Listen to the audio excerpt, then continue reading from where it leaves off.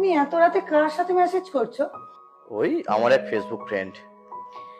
তো রাখো তো, অনেক রাত হয়েছে, এবার ঘুমিয়ে পড়ো।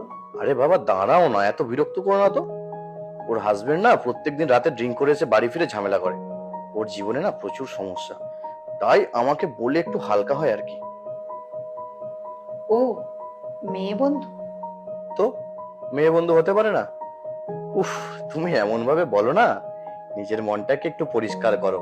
ওই জন্যেই বলে মেয়েদের মনে বড়ই হিংসা। ও তাই? বাহ, দারুণ বললে তো। তা তোমার ওই বান্ধবীর মনেও তো এইরকমই হিংসা আছে, তাই না? না নেই, ওর মনে হিংসা নেই। ও তোমার কথা জিজ্ঞেস করে তুমি কেমন আছো না আছো এইসব। ও তাই? বাহ, খুব ভালো তো তাহলে।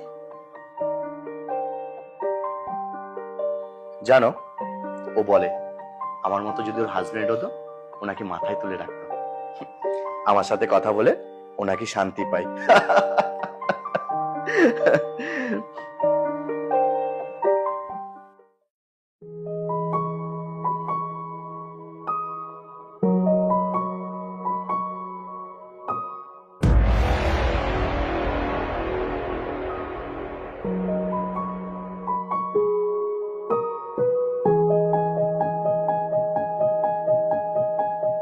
কি গো, এখনো বসে বসে মেসেজ করছো?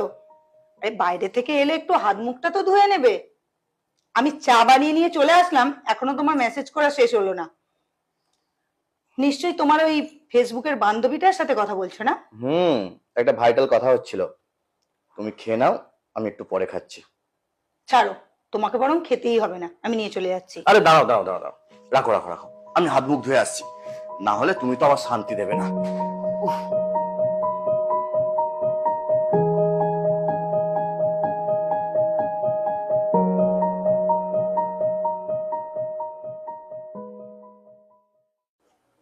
কি এত মেসেজ করে দেখি তো।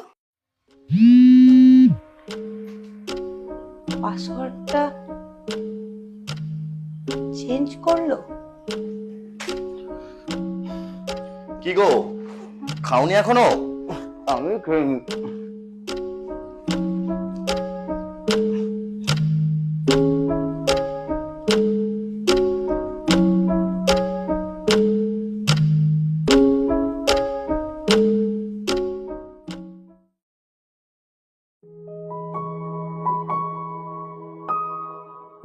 ওকে, রাখছি, হ্যাঁ।